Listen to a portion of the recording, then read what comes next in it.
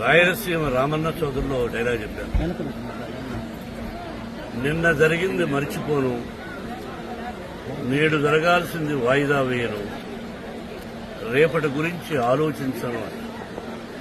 కానీ గతం గతం, నిన్న జరిగింది మర్చిపోవాలి, ఈరోజు ఏం చేయాలనుకోవాలి, రేపు ఇంతకంటే మంచి పనులు ఏం చేయాలని ఆలోచించుకోవాలి.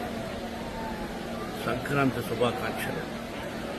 నన్ను అడిగితే మా గురువు దాసనారాయణ గారు చెప్పినట్టు, అన్నయ్య చెప్పినట్టు, నందమూరి తారక రామారావు గారు, అంటే మనం చేస్తున్న వృత్తి సినిమా రంగం. మనం సినిమా ఫినిష్ చేసి రిలీజ్ చేస్తాం. మన సినిమా హిట్ అయితేనే మనకు నిజమైన పండుగ. ఎందుకంటే చేస్తున్న ప్రొఫెషన్. అలాగే ఇక్కడ సంక్రాంతి అంటే రైతు భారతదేశానికి వెన్నెముక. రైతు బాగుంటేనే మనందరం బాగుంటాం. ఇంతకుముందు స్టూడెంట్స్ అక్కడ సెలబ్రేట్ చేస్తూ ఒక దోసుడి వడ్ల గింజలు ఇచ్చారు. ఆ దోసుడు వడ్ల గింజలు దంచితే ఎంత బియ్యం అవుతుంది.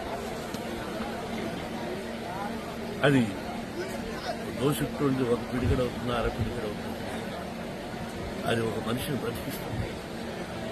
దాని వెనకాల రైతు కష్టం ఒక్కసారి పేపర్ మీద వేసుకుంటే గంట చెప్పాలి.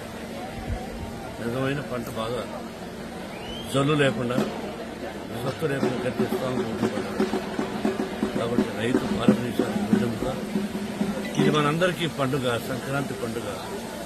సంక్రాంతి లక్ష్మి అందరి ఇళ్లలోకి వచ్చి అందరూ సుఖ సంతోషాలతో సౌభాగ్యంగా 100 సంవత్సరాలు క్షేమంగా ఉండాలని, కరువు కాటకాలు రాకూడదని ఆ షిరిడి సాయినాథని ప్రకృతిని